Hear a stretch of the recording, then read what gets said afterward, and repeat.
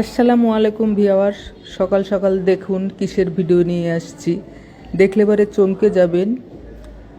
যাদের আদা চাষ করেছি, আদা একটি আমাদের মশলা জাতীয় ফসল, রান্নার কাজে ব্যবহৃত হয়। তাই আমি আমার ফেলে রাখা জায়গাতে এই বস্তাতে করে আদা চাষ করেছি। অনেক ফলন হয়েছিল, সারা বছর আমি খেতে পেরেছি। আপনাদের এই যে দেখুন, মাটি তৈরি করেছি। প্রথমে 1 ভাগ মাটি, 1 ভাগ ছাই, 1 ভাগ বালি এবং 1 ভাগ প্রকৃতির সার দিয়ে মিক্সড করে সিমেন্টের বস্তাগুলোতে 10 কেজি মতো করে মাটি দিয়েছি। তারপরে যে দেখুন আদা কিভাবে আমি বপন করছি। 3 টুকরা করে আদা আমি একটা বস্তাতে দিয়ে দিয়েছিলাম। এই আদা চাষ মার্চ থেকে মের মধ্যে বপন করতে হয় এবং ডিসেম্বর থেকে জানুয়ারির মধ্যে আপনি আদা খেতে পারবেন।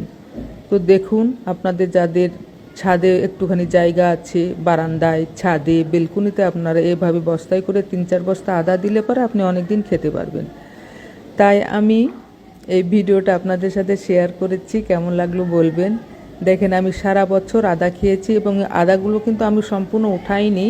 একটা করে ছালা থেকে আদা নিয়ে যাই আর আমি খাই, আবার শেষ হয়, আবার আরেকটা ছালা থেকে, বস্তা থেকে আমি আদাগুলো নিয়ে যাই উঠিয়ে, তারপরে খাই।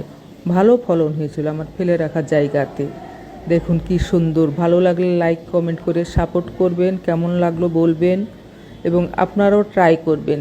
যাদের জায়গা আছে এভাবে কম পরিশ্রমে, কম খরচে শুধু আদাগুলো বপন করে রেখে দেবেন, আর কোনো দরকার নেই। অল্প হালকা একদিন পানি দিয়ে দেবেন, কোনো পানিরও প্রয়োজন নাই। বৃষ্টির পানিতে এটা রেডি হয়ে যায়। ভালো থাকেন, সুস্থ থাকেন, শুভকামনা রইল আপনাদের জন্য সবার। আদা চাষ করবেন। আসসালামু আলাইকুম। এই যে আমার আদা।